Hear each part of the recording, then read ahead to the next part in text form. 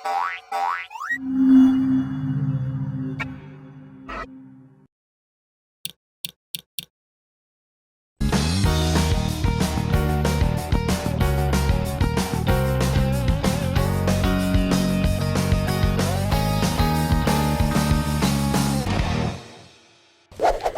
anak-anak, kita sudah sampai di bab kedua mengenai bahan yang dibuat pakaian.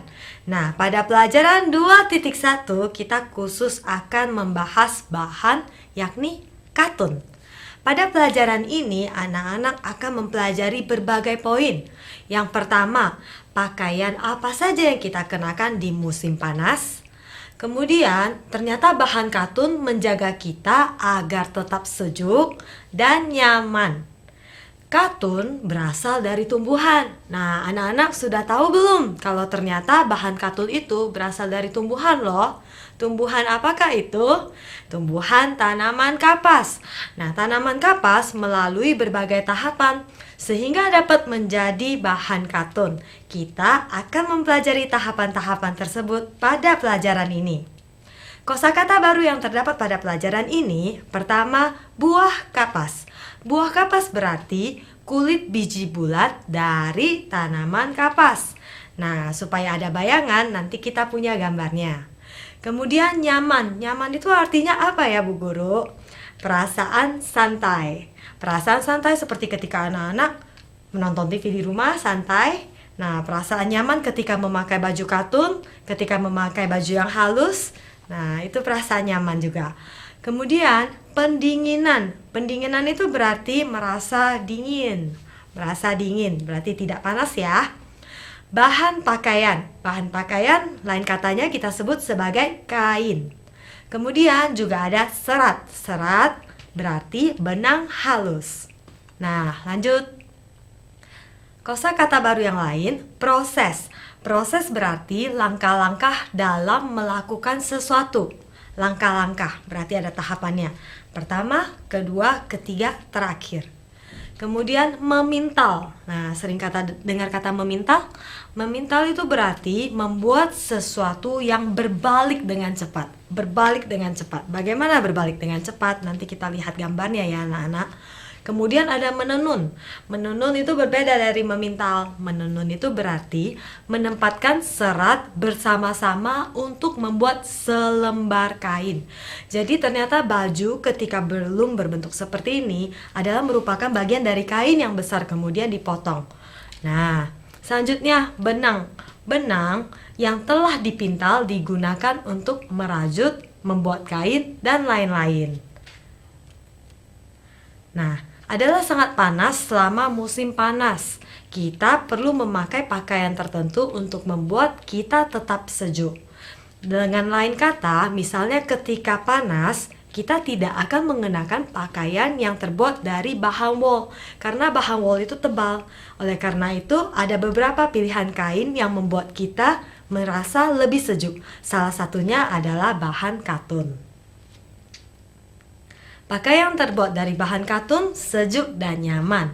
Oh, ternyata tidak hanya bahan, melainkan pilihan warna juga sangat mempengaruhi suhu tubuh kita. Misalnya, kalau kita memakai pakaian yang berwarna terang, seperti warna putih, itu juga akan menolong kita untuk tetap sejuk. Karena warna putih itu memantulkan cahaya, tidak seperti warna hitam. Ketika panas, kalau kita mengenakan warna hitam tersebut akan menyerap panas sehingga kita akan merasa lebih panas. Nah, dengan begitu menjawabkan kenapa ya baju sekolah kita warna putih, Ibu Guru? Nah, salah satu alasannya adalah supaya anak-anak tidak merasa panas. Selanjutnya, ini dia. Pakaian katun dibuat dari katun. Apakah kamu tahu katun berasal dari biji tanaman kapas? Nah, ini dia, biji tanaman kapas. Kapas dari biji tanaman kapas melalui berbagai tahapan sebelum menjadi bahan katun. Kemudian yang digunakan untuk membuat pakaian katun. Tahapan pertama, kedua, ketiga, keempat, kelima. Nah, kita bahas satu persatu ya. Tanaman kapas memiliki banyak polong hijau. Polong hijau ini berisi banyak biji. Nih, biji dalam polong. Nah, biji kapas kemudian dikeluarkan dari polong-polong kapas. Tahapan ini disebut penjeratan. Jadi kapas melewati mesin gin. Nah, tahapan ini disebut sebagai penjeratan.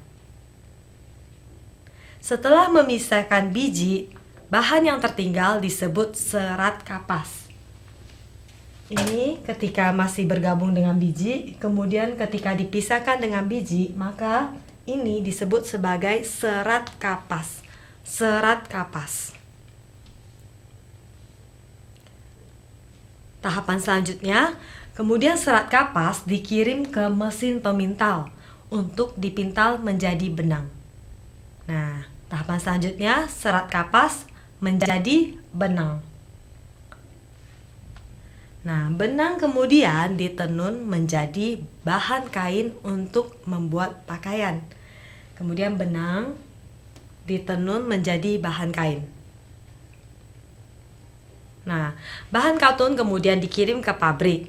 Mereka dapat memproduksi seperti yang dipakai anak-anak, seragam sekolah, kemeja, gaun, celana panjang, maupun lain sebagainya. Nah, kapas juga digunakan untuk membuat banyak benda-benda lain loh anak-anak. Misalnya bantalan, kemudian plaster, dan kain perban. Nah, sekarang Ibu ingin agar anak-anak membuka buku aktivitas dan kerjakan latihan yang terdapat di dalamnya. Sampai jumpa di pelajaran berikutnya.